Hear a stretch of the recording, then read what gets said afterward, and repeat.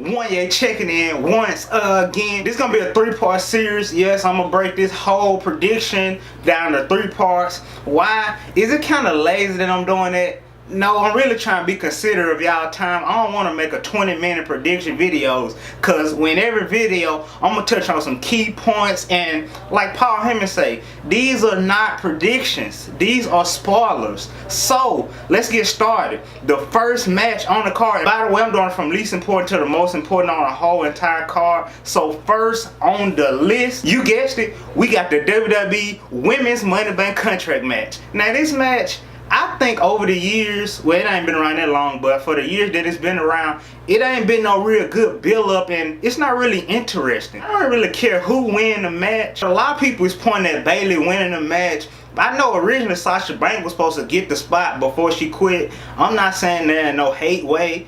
To be honest, I was watching Sasha Banks WrestleMania entries earlier, and I kind of missed Sasha Banks, and I was kind of wishing that she would have been in the Money Bank Contract match. I actually miss her, but it's been reported that Bayley's supposed to win the match. I know one thing: whatever woman win this match, she will be a dumb you know what if she don't cash in that same night on a weak Becky Lynch. After she defend both Raw and SmackDown Live Women's Champion, and if you want an early spoiler, I got a strong feeling that Becky Lynch gonna retain both belts barely, and the winner of the Women's Money Bank Contract match gonna cash in on her the same night. And that's a big problem with the Women's Money Bank Contract match. They cash in too early. You know, Alexa Bliss last year, she cashed in the same night. Carmella, the year before that, she won it twice, and she had a nice little hole with the briefcase, but it really didn't get her nowhere in life. And if you notice this pattern with the WWE Women's Money in the Bank Contract, the first year SmackDown Live Superstar won it. Carmella, Alexa Bliss won, she was on Raw. And this year's all but pointing at SmackDown Live Superstar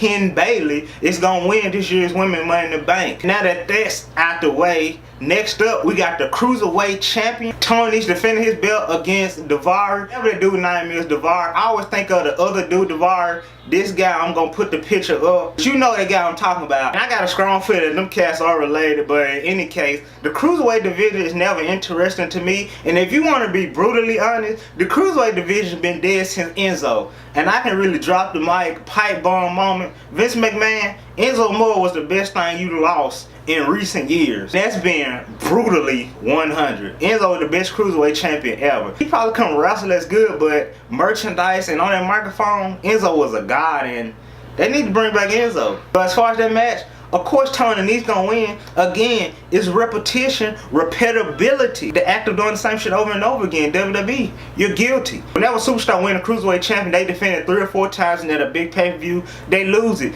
It's not Tony each time. WWE, y'all need to switch around y'all routine, cause as of right now, we are on to you. Next up, we got the Women's Tag Team Champions, the Icons, defending their tag team belts against the team of Asuka and Kairi Sane. The newly formed what the fuck? The newly formed Kabuki Warriors. I don't know where they get that name from, but people making memes about their team. I'm not really a big fan of Kabuki Warriors as of now. Asuka should have stayed as a singles competitor. Kairi Sane should have just grinded her way up to the top and won the SmackDown Live Women's Champion. I would love to see Asuka versus Kairi Sane SmackDown Live Women's Championship situation. But for some reason, they love to see Chinese people, Japanese, culture of people team up together. I love to see them go neck to neck. Cause if you ask me, this is not a team sport. This is straight one-on-one, every man, every one for themselves. A lot of people has pointed at the fact that the Icons as the WWE Women's Tag Team Champions has been boring. This reign has been worse than Shinsuke Nakamura as the United States Champion. It's like Vince McMahon created a project and don't finish it. I was never a big fan and was never pushing for the WWE Women's Tag Team Champions from the jump. Vince McMahon, hey, you ain't been returning my calls as of late. I told you, Vince, this wasn't a good idea. I knew you should have settled for a mid-card women's champion. You should have did that. We could have got us a women's US or Intercontinental champion. A mid-card belt. We ain't need no tag team. For one, we don't got no superstars. And the people that you put the belts on,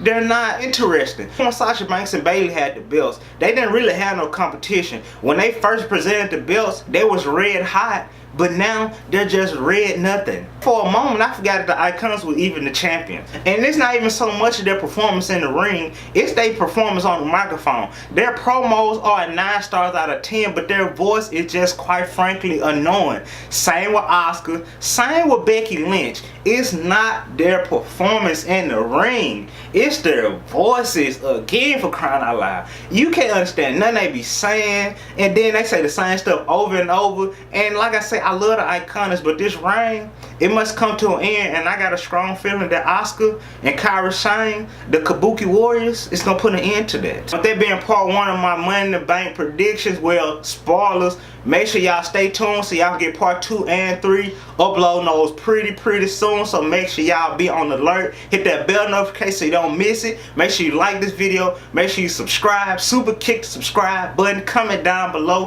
who you think gonna win the belts this Sunday at the Money in the Bank pay-per-view, who you think gonna win the Money in the Bank contract for the women's division.